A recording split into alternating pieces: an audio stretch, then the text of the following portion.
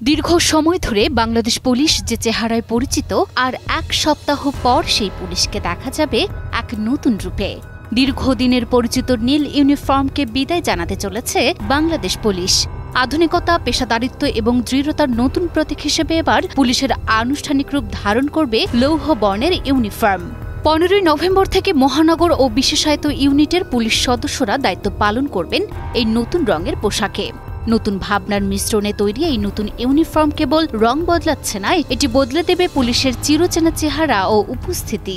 নভেম্বরের 15 তারিখের মধ্যে যে নতুন যে শীতের ইউনিফর্ম পরিধান করা হবে, সেটার জন্য আমরা নতুন ইউনিফর্মে করতে পারি, সেই লক্ষ্যে আমরা কাজ করছি।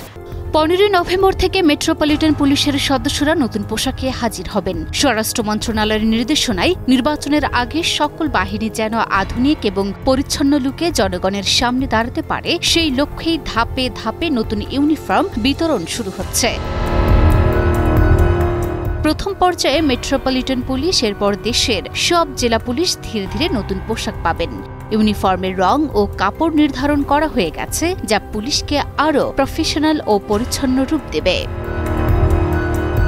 পুলিশ সদর দপ্তরের এক কর্মকর্তা জানান, নতুন ইউনিফর্মটি আধুনিকতা, পেশাদারিত্ব ও জবাবদিহির প্রতীক হিসেবে ডিজাইন করা হয়েছে।